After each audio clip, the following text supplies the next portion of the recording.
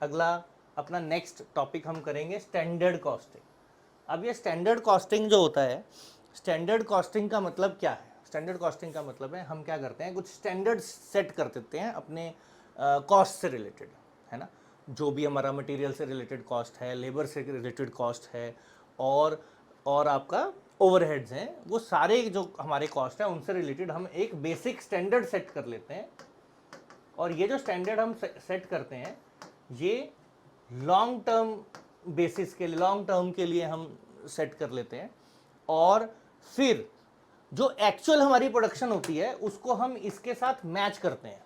जो एक्चुअल हम प्रोडक्शन करते हैं, जो भी एक्चुअल हमारे लेबर की कॉस्ट हुई, जो एक्चुअल हमारे मटेरियल की कॉस्ट आई, ओवरहेड की कॉस्ट आई, तो उसको हम इस जो हमने स्टैंडर्ड हमारा सेट किया था, स्टैंडर्ड कॉस्ट का जो स्टैंडर्ड सेट किया था, उसके साथ हम इसको क्या करते हैं, मैच करते हैं और देखते हैं कितनी वेरिएशन आ गई।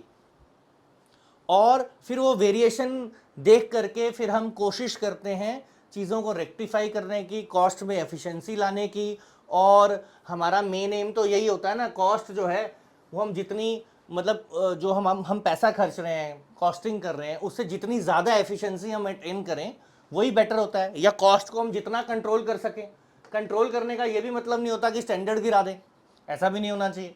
तो ये स्टैंडर्ड कॉस्टिंग जो है वो क्या करती है, स्टैंडर्ड कॉस्टिंग जो है, एक हम बजट सेट कर देते हैं, हमारा एक स्टैंडर्ड सेट कर देते हैं, उसके साथ फिर हम जो भी हमारी एक्चुअल प्रोडक्शन की कॉस्ट होती है उनको कंपेयर करते हैं और फिर वेरिएशंस जो हैं वो देखते हैं और फिर कोशिश करते हैं कि हम किन फैक्टर्स को कंट्रोल कर सकते हैं, उनको कंट्रोल करने की कोशिश करते हैं। तो इसमें बहुत सारे वेरिएंसेस आते हैं, लेबर से रिलेटेड, मटेरियल से रिलेटेड। तो आज हम इसका कुछ बेसिक जो है वो स्टार्ट करेंगे और फिर आज के बेसिस पे ही फिर हम जो है नेक्स्ट लेक्चर में भी फर्दर इसी से रिलेटेड हम क्वेश्चंस करेंगे। तो let's start with our question. सारा हम इसमें करते हैं। तो पहला क्वेश्चन आपका इससे रिलेटेड, आपका जो स्टैंडर्ड कॉस्टिंग है इससे रिलेटेड है कि material, the discarded materials that have zero value are called. अगर आपने थोड़ा बहुत भी ये किया है तो उसको आपको इजीली पता लग जाना चाहिए। उसको स्क्रैप कहते हैं, वेस्ट कहते हैं, स्पॉइलेज बोलेंगे या इनमें से कुछ भी नहीं बोलेंगे, ये आपको देखना है। The material that have zero value are called, क्या कहते हैं उसको, ये आपने देखना है। बताओ जी जल्दी फटाफट से आंसर, देखते हैं कौन बताता है आंसर फटाफट से।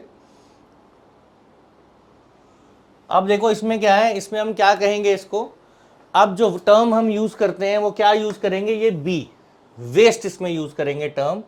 अगर कुछ भी आपका मटेरियल जो है वो discarded materials with zero value, जिनकी कोई वैल्यू नहीं है, वो वेस्ट हो जाएगा।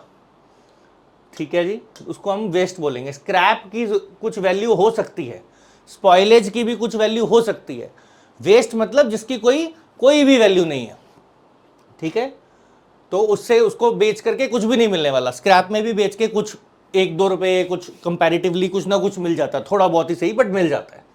बट यहां पे ये जीरो वैल्यू जो है वो इंपॉर्टेंट वर्ड था आपका काफी।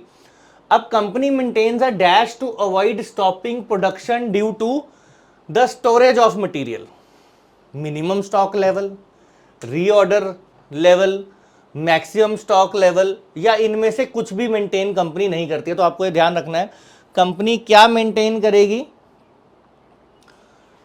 किस, ताकि आपकी जो प्रोडक्शन है वो स्टॉप ना हो। ठीक है, और उसकी देखो क्या है, कंपनी मेंटेन्स डैश, क्यों मेंटेन करना है उसको, ताकि प्रोडक्शन ना रुके। और प्रोडक्शन रुकने का जो रीजन है वो क्या होना चाहिए, शॉर्टेज ऑफ मटेरियल नहीं होना चाहिए, मतलब मटेरियल की कमी नहीं बढ़नी चाहिए। और कोई वजह से रुक गई तो वो अलग बात है, लेकिन मटेरियल की शॉर्टेज की वजह से प्रोडक्शन ऑफ गुड्स नहीं रुकनी चाहिए, ये एम होता है कंपनी का आपका। तो क्या मेंटेन करना पड़ता है, मैक्सिमम स्टॉक लेवल नहीं, रीऑर्डर लेवल का भी कोई नहीं है, एक मिनिमम स्टॉक लेवल मेंटेन करना पड़ता है। ठीक है, कैलकुलेट हो जाता है मिनिमम स्टॉक लेवल, और उसको कंपनी मेंटेन करके रखती है ताकि due to shortage of material कभी भी प्रोडक्शन ना रुके। मे बी किसी और रीजन से रुक जाए, that is different funda, but इस रीजन से नहीं रुकना चाहिए। ठीक है, अब loss that arises in manufacturing due to nature of the product is known as. अब लॉस हुआ मैन्युफैक्चरिंग में, क्यों हुआ?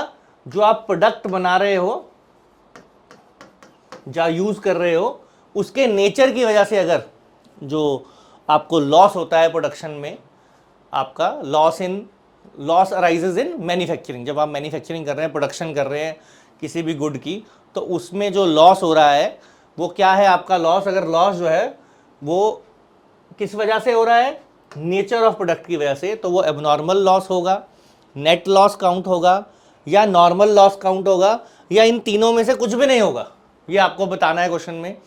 तो मटेरियल के नेचर की वजह से जो लॉस होता है उसको हम क्या कहेंगे? नॉर्मल लॉस कहेंगे। ठीक है, arises in manufacturing due to nature of the product is known as normal loss. ठीक है, प्रोडक्ट का नेचर ही ऐसा है, उस प्रोडक्ट में नॉर्मली लॉस हो जाता है, तो फिर उसको हम कहेंगे नॉर्मल लॉस। ठीक है, अब जो हम कॉस्ट अकाउंटिंग कर रहे हैं, तो कॉस्ट अकाउंटिंग में आपने ये ध्यान रखना, जैसे मैंने मार्जिनल कॉस्टिंग के जिस तरह के क्वेश्चंस आपको कराए, बहुत मुश्किल क्वेश्चंस आपको नहीं आएंगे, मैं बार बार बोल रहा हूँ, बेसिक से क्वेश्चंस ही आपको पूछेंगे। चाहे आप किसी भी लेवल का एग्जाम आप देंगे, इन ऐसे रिलेटेड कोई आरबीआई का देंगे, या आप ये वाला दे रहे हैं, या इसके कोई सेबी का देते हैं, कुछ भी देते हैं जिसमें अकाउंटेंसी आपको आती है, चाहे वो स्टेट का है, चाहे वो यूपीएससी का है, तो उसमें बहुत ज़्यादा मुश्किल न्यूमेरिकल्स नहीं आते हैं, बहुत बेसिक ही आते हैं। स्पेशली हायर लेवल अकाउंटिंग से, जैसे कॉस्टिंग एक हायर लेवल अकाउंटिंग कंसिडर होती है, तो इसमें बहुत मुश्किल नहीं आएगा, बेसिक क्वेश्चंस ही आएंगे।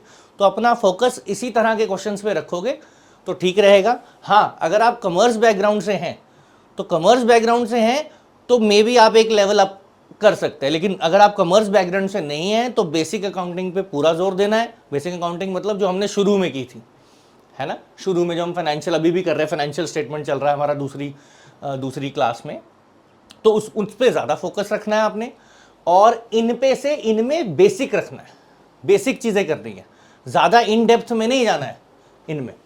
ठीक है जी, अब चलो अगले क्वेश्चन पे चलते हैं। The ascertaining cost after they are incurred हो गई, उसके बाद उनको निकालें, फिर रिकॉर्ड करें, ऐसा कुछ करें, तो वो क्या होती है? हिस्टोरिकल कॉस्टिंग होगी, नॉशनल कॉस्टिंग होगी, मार्जिनल कॉस्टिंग होगी, या संक कॉस्ट होगी?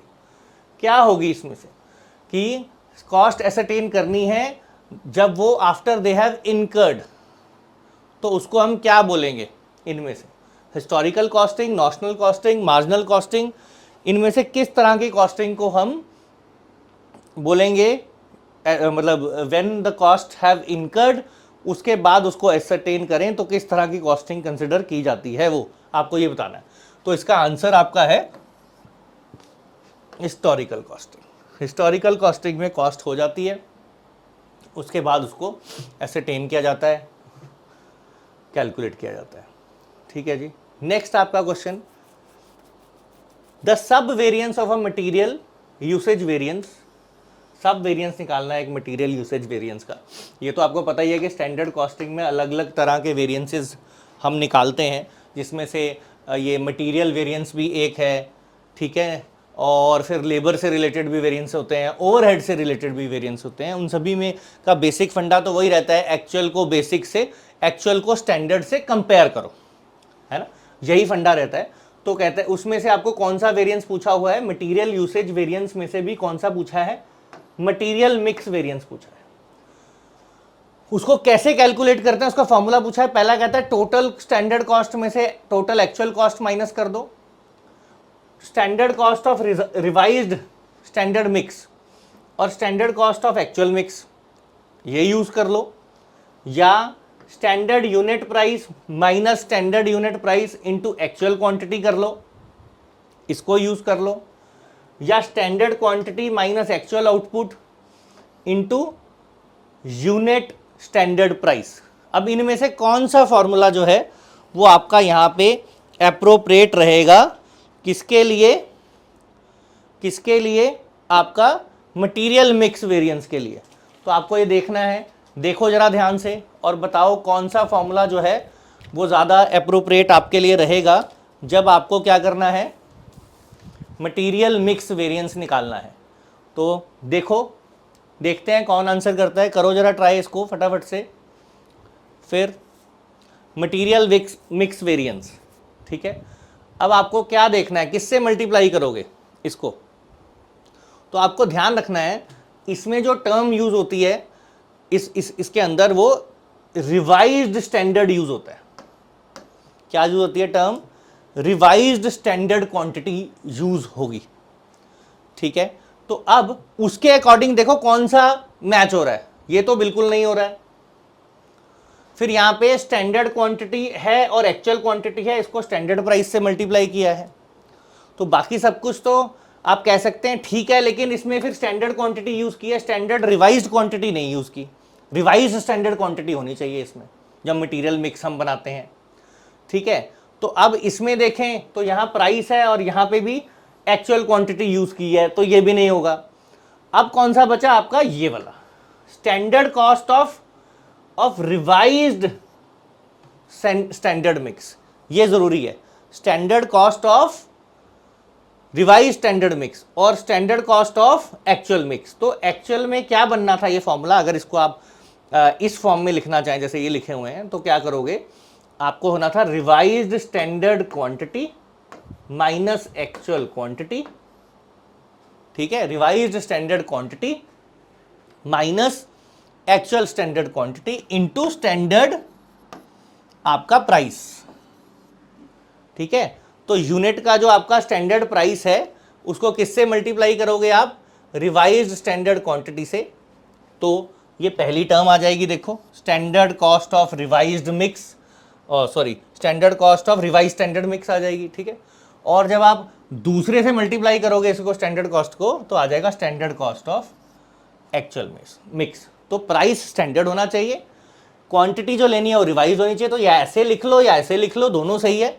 ज़्यादातर आपने सारे फॉर्मूला इस फॉर्म में किए होते हैं, तो इस फॉर्म से इस फॉर्म में लाने में थोड़ा सा बड़े ध्यान से टर्म्स पढ़नी है क्या लिखी हुई है, ठीक है। तो इस चीज़ का आपको ध्यान रखना पड़ेगा जब ये फॉर्मूलाज आएंगे। एकदम थोड़ा सा घुमा फिरा के भी दे देते हैं क्योंकि ये बेसिक फॉर्मूला ही है, तो आपको ध्यान रखना है। स्टैंडर्ड कॉस्ट कैसे बनेगी? रिवाइज्ड स्टैंडर्ड मिक्स की, यानी कि क्वांटिटी लेनी है आपको रिवाइज्ड स्टैंडर्ड क्वांटिटी और उसको स्टैंडर्ड कॉस्ट से करना है। यहाँ पे भी स्टैंडर्ड कॉस्ट है, तो मतलब इसको भी क्या करना है? स्टैंडर्ड कॉस्ट से मल्टीप्लाई करना है। और एक्चुअल मिक्स मतलब एक्चुअल क्वांटिटीज लेनी है। एक्चुअल मिक्स लिखाओ या क्वांटिटी लिखाओ, वो आप उसको आप एक मान सकते हैं। तो आई होप ये आपका जो क्वेश्चन है ये आपको समझ आ गया होगा, ठीक है। तो इसमें जो स्टैंडर्ड वेरिएंस है, इसमें थोड़े से जब फॉर्मूलाज बनते हैं, है ना, जैसे जो हमने मार्जिनल कॉस्टिंग किया, तो मार्जिनल कॉस्टिंग में फॉर्मूला जो समझना है वो इजी होते हैं, है ना। इसमें थोड़ा सा ना आपको वर्डिंग ध्यान से पढ़नी पड़ती है ना। लेबर का भी वेरिएंस होगा, ओवरहेड का भी होगा, इसका भी होगा, फिर उसमें स्टैंडर्ड भी यूज हो रहा होगा word, standard price, actual quantity, ऐसे ये वर्ड्स यूज होंगे। तो फॉर्मूलाज जो आप लर्न करेंगे जब, तो ध्यान से करेंगे। बाकी अभी आज तो हम फॉर्मूलाज ही करेंगे, बेसिक कर रहे हैं हम, और फिर नेक्स्ट क्लास में हम कुछ थोड़े से न्यूमेरिकल भी कर लेंगे और देखेंगे इसकी 2 क्लासेस सफिशिएंट होगी तो 2 लगा लेंगे, नहीं तो और लगानी होंगी तो और भी हम इसके क्वेश्चंस कर लेंगे। आई होप ये वाला क्वेश्चन आपको क्लियर हो गया होगा। अब हम चले अपने नेक्स्ट क्वेश्चन पे। हमारा जो नेक्स्ट क्वेश्चन है वो क्या कहता है? Basic standard with in the standard costing process is established for a, जो हम बेसिक स्टैंडर्ड जो है हम सेट करते हैं अपना बेसिक स्टैंडर्ड, वो हम कितने लिखा है? With in the standard costing process के अंदर जो हम बेसिक स्टैंडर्ड सेट करेंगे वो कितने समय के लिए, कितने पीरियड के लिए? A long period, a current period, a short period, a indefinite period के लिए करते हैं। इनमें से आपको बताना है कि किस चीज़ के लिए ये आप अपने स्टैंडर्ड जो है वो सेट करोगे, ये आपको बताना है। देखो, रीड करो, आंसर करो, देखते हैं क्या मालूम है आपको। कब ये जो स्टैंडर्ड सेट करते हैं मींस ये लॉन्ग पीरियड के लिए सेट करेंगे, करंट पीरियड के लिए करेंगे, कोई डिफाइन करेंगे, मतलब करंट होता है शॉर्ट बिल्कुल ही करंट तो हो गया, बिल्कुल ही थोड़ा समय। शॉर्ट पीरियड हो गया चलो 1 साल के अंदर अंदर, लॉन्ग हो गया उससे भी ज़्यादा, इनडेफिनेट हो गया कि मालूम ही नहीं, मतलब यू कांट से, इनडेफिनेट है, एक बार सेट कर दिया तो कर दिया। फिर उसमें जो है दोबारा, मतलब जब भी ये स्टैंडर्ड कॉस्टिंग में हम स्टैंडर्ड सेट करते हैं तो किस टाइम पीरियड के लिए करेंगे, ये आपसे पूछा गया क्वेश्चन में, तो आपको ध्यान रखना है ना तो लॉन्ग, ना तो करंट, ना तो शॉर्ट, इनडेफिनेट पीरियड के लिए हम इसको सेट करते हैं। तो ये चीज़ आपको ध्यान रखनी है कि जब भी सेट करेंगे तो किसके लिए करेंगे, इनडेफिनेट पीरियड के लिए सेट करते हैं। स्टैंडर्ड, जो बेसिक स्टैंडर्ड हम डिसाइड करते हैं, ठीक है, जिनसे हमें कंपैरिजन करना है। स्टैंडर्ड मतलब जिससे कंपैरिजन करना है, एक्चुअल को जिससे कंपेयर करना है, वो हमारा स्टैंडर्ड रहता है। तो ये आपका 6th क्वेश्चन है, 6th क्वेश्चन, ठीक है जी। आपका ये 6th क्वेश्चन, सॉरी 6th हो गया हमारा। अब 7th क्वेश्चन। तो 7th क्वेश्चन क्या कहता है, which of the following statements are true about labour ideal time. Labour का जो आइडियल टाइम है उसके रिगार्डिंग आपकी कौन सी बातें जो हैं, कौन सी स्टेटमेंट्स जो हैं वो सही हैं। आइडियल टाइम मतलब जो फ्री बैठता है। तो labour ideal variance is not caused by non availability of raw material. फिर labour ideal variance is measured as abnormal ideal hours into actual hourly rate। फिर labour ideal variance is always unfavourable और adverse, या इन सब में से सारी ही बातें जो हैं लेबर आइडियल वेरिएंस के बारे में ट्रू हैं, ये आपको देखना है। तो देखो जरा, पढ़ो स्टेटमेंट्स और मुझे बताओ कि कौन सी जो है वो ट्रू है। लेबर आइडियल टाइम तो मुझे लगता है आपको मालूम ही होगा,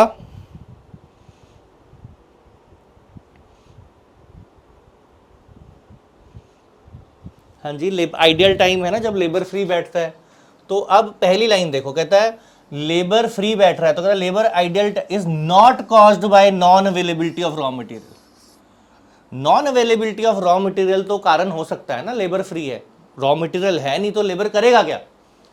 तो यानी कि ये स्टेटमेंट तो आपकी फॉल्स हो गई। अब ये फॉल्स हो गई तो लास्ट वाली तो ऑप्शन नहीं बनी। अब इन दोनों ऑप्शंस को आप रीड करो और मुझे बताओ कौन सा ट्रू है इसमें से।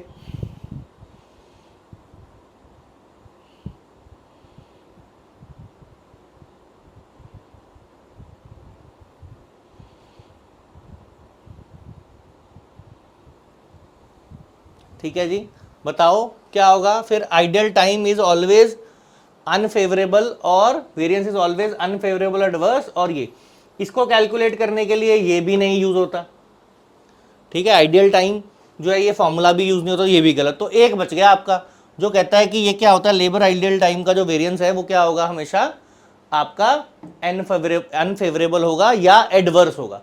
तो आपकी जो स्टेटमेंट इसमें ट्रू है वो ये वाली है, ठीक है, क्लियर है। तो नेक्स्ट क्वेश्चन पे चलते हैं। अब आपका नेक्स्ट क्वेश्चन कहता है which of the following is true about standard costing. तो स्टैंडर्ड कॉस्टिंग के रिगार्डिंग इनमें से क्या जो है वो सही है। Which of the following is true about standard costing. It is a technique of implementing cost control within the organisation. It helps in planning out business activity within the organisation. A और B दोनों ठीक हैं, है ना, या ए और B दोनों गलत हैं। इसमें से आपको आइडेंटिफाई करना है कि क्या चीज जो है, कौन सी स्टेटमेंट जो है वो ट्रू है। ठीक है जी, बताओ, पढ़ो, देखो कौन सी ट्रू है। अब देखो सेकंड वाली, it helps in planning out business activity. Business activity plan करना तो इसका काम है ही नहीं, है ना। तो अब आ जाता है, अब आपकी ऑप्शन क्या बचेगी। अब एक तो मैंने बता दिया कि ये तो रॉन्ग है, तो यानी कि ये वाली ऑप्शन भी खत्म होगी इसके साथ, है ना। तो अब आपको बताना है कि दोनों इनकरेक्ट हैं, वो देखना है आपको। This technique of implementing cost control within the, और कॉस्ट कंट्रोल तो करना ही है, मैंने शुरू में ही बताया, जैसे ही अपन लेक्चर शुरू किया तो यही तो किया कि एक्चुअल को स्टैंडर्ड से कंपेयर करना है ना। एक्चुअल को स्टैंडर्ड से कंपेयर करना है, और एक्चुअल को स्टैंडर्ड से कंपेयर करके हमने करना क्या, अल्टीमेटली कंपेयर करके यही तो करना है उसको। और जब हमने जो स्टैंडर्ड सेट किया है उसके जितना पास हम जाएंगे, है ना, स्टैंडर्ड को कंपेयर, स्टैंडर्ड सेट ही क्यों किया है, ताकि हम अपनी कॉस्ट को कंट्रोल करें और इंप्रूव कर पाएं, एफिशिएंसी को और इंक्रीज करें। इसीलिए तो स्टैंडर्ड सेट करे हैं हमने। तो स्टैंडर्ड सेट करके हमें, और फिर एक्चुअल से कंपेयर करके हमें करना क्या है, बेसिकली कॉस्ट कंट्रोल ही तो करना है। तो इसलिए इसका आंसर आपका रहेगा ए, है ना। इसका आंसर आपका क्या हो जाएगा, which of the following is true about standard costing, आपका आंसर रहेगा B. Oh sorry, B is wrong, this is true. तो ट्रू ही पूछा है, तो आपको ए जो है आपका आंसर रहेगा। Next question, which of the following industries is standard costing most suited. Standard costing इनमें से किस इंडस्ट्री को सबसे ज्यादा सूट करती है। रीड करेंगे ध्यान से क्वेश्चन को। It is suitable for industries that produce standard products, it is suitable for enterprises that are engaged in service activity, it is suitable for enterprises that produce non standard products, है ना। तो अब देखो, services में तो ये लगेगा ही नहीं, ठीक है। ज्यादातर इसमें क्या करना है, प्रोडक्शन से रिलेटेड रहता है ना। तो स्टैंडर्ड कॉस्टिंग जो है वो सर्विसेज वाले में ज्यादा सूट करेगी नहीं, ये तो पक्का है। फॉलोइंग इंडस्ट्रीज आपसे पूछा मोस्ट सूटेड, तो सर्विस में इतना सूट नहीं करेगी। अब हमें देखना है स्टैंडर्ड प्रोडक्ट्स या नॉन स्टैंडर्ड प्रोडक्ट्स बनाती है कंपनी, तो उसमें नॉन स्टैंडर्ड से भी ज्यादा जो सूट करेगी वो किसको सूट करेगी, it is suitable for a industry that produce standard products. जो स्टैंडर्ड, उनका एक फिक्स स्टैंडर्ड है, एक उनका मेजरमेंट है, ठीक है, स्टैंडर्ड्स की उन्होंने रखे हुए हैं और वो उसी स्टैंडर्ड के बेसिस पे प्रोडक्ट बनाते हैं, स्टैंडर्ड प्रोडक्ट्स बनाते हैं। तो ऐसी इंडस्ट्री पे ये स्टैंडर्ड कॉस्टिंग जो है आपकी ज़्यादा सूट करती है और ज़्यादा बेटर रहती है, ठीक है, स्टैंडर्ड कॉस्टिंग पे। अब लास्ट आ जाए the formula for labour mix. पहले हमने जो किया था वो फॉर्मूला किसका था, मटेरियल मिक्स का था। अब किसका पूछा, आपका लेबर मिक्स का पूछा है। तो देखो भाई क्या हो सकता है, total standard labour cost of actual output minus total actual cost of actual output, या तो ये है। फिर standard rate per hour, actual rate per hour into actual hours, rate अंदर है और आवर्स जितना काम किया वो इधर है। फिर revise standard time, actual time और रेट बाहर है इसमें, और abnormal ideal hours into standard hourly rate, abnormal ideal hours into standard hourly rate. तो इनमें से कौन सा जो है फॉर्मूला सही है, स्टैंडर्ड वाले में मैंने आपको हिंट दिया था, उसके हिसाब से तो आपको फटाफट से आंसर दे देना चाहिए, ठीक है। तो देखो भाई, उसके हिसाब से ही आंसर बनेगा। फॉर्म दूसरा है, उसमें जो है वो मल्टीप्लाई करने के बाद दो वैल्यूज ली हुई थी, फिर मैंने आपको बताया था कि इनिशियली जो फॉर्मूला कैसे आता है उसका, है ना, बता दिया था उस क्वेश्चन में। तो अब इसमें कैसे बनेगा देखो, तो इसमें भी वही है, revised standard time, word important है रिवाइज्ड, इसका तो कोई मतलब ही नहीं है लास्ट वाले का, ठीक है। मटेरियल मिक्स जो है वो रिवाइज्ड स्टैंडर्ड टाइम जरूरी है, एक्चुअल टाइम जरूरी है, और रेट क्या होना चाहिए, स्टैंडर्ड। तो revised standard time into standard rate, ऐसे भी बन सकता है फॉर्मूला। और एक्चुअल टाइम, देखो, revised standard time into actual hours, sorry क्या नहीं, rate, revised standard time into standard rate, इसमें रेट स्टैंडर्ड रहता है, minus actual time into standard rate. तो ऐसे भी लिखा हो सकता है। तो ऑप्शन बनेगा आपका इसमें सी, ठीक है। तो ये कुछ हमने बेसिक किया ये स्टैंडर्ड कॉस्टिंग का, कुछ फॉर्मूलाज भी किए। अब नेक्स्ट क्लास में कुछ और फॉर्मूलाज या एक दो छोटे मोटे न्यूमेरिकल्स हम करेंगे जिसके आने के चांसेस होंगे। बहुत इन डेप्थ वाले नहीं करेंगे, मैंने आपको बता दिया। बेसिक से कुछ न्यूमेरिकल्स करेंगे और जो है फॉर्मूलाज भी कुछ और करेंगे, जिसमें फॉर्मूलाज बहुत सारे हैं। तो ट्राई करूंगा कि मोस्टली फॉर्मूला बेस्ड ही मैं नेक्स्ट वाला लेके आऊँ आपके लिए, ज़्यादा क्वेश्चंस में फॉर्मूलाज बेस्ड हूँ, या फिर 2 सेशंस में हम कर सकते हैं। उसके लिए आप सजेशन मुझे दे सकते हो, आप 2 क्लासेस आपके लिए ठीक रहेगी या 1, तो फिर उसके अकॉर्डिंग जो है मैं फर्दर जो है वो देख लूँगा कि फर्दर जो है क्वेश्चंस उसके अकॉर्डिंग आपके लिए आई विल ब्रिंग, है ना, लेके आऊँगा। 2 10 20 क्वेश्चंस भी कर सकते हैं और एक सेशन भी कर सकते हैं, that will see to it. तो एक बार आप मुझे बता देना। तो thank you very much for today. फिर नेक्स्ट क्लास में हम मिलते हैं